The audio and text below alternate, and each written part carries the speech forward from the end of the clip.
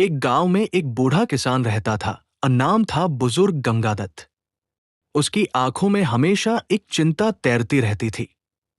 कभी ये गांव हरे भरे जंगलों से घिरा था, नदियां निर्मल बहती थी और बच्चे पक्षियों की आवाज में खेलते थे। लेकिन आज वही गांव आपदा की चपेट में था। नदी का पानी मैला हो चुका था, आसपास की पहाड़ियां जगह जगह से खोदी गई थी और पेड़ों की जगह कंक्रीट की इमारत खड़ी हो रही थी। किसान रोज अपनी जमीन देखता और उसके कानों में धरती का करहाना गूंजता। इंसान, तूने मुझे क्यों जहर दिया?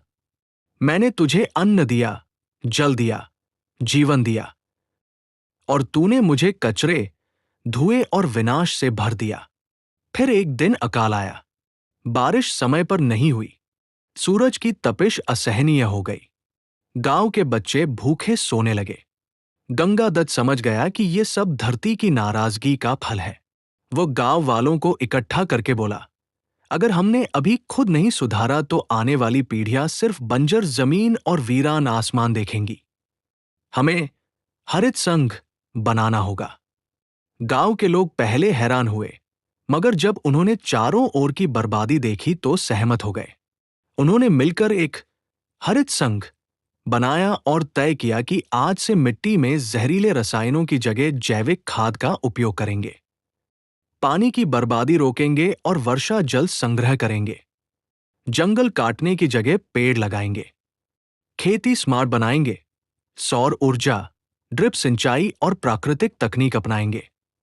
पशुपालन और खेती को जोड़कर एक चक्र बनाएंगे ताकि उर्वरक और ऊर्जा दोनों गांव में खुद से पैदा हों।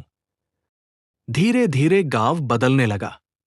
खेतों में फिर से हरियाली लौट आई। नदी का पानी साफ होने लगा। आसमान में चिड़ियों की चहचहाहट सुनाई देने लगी।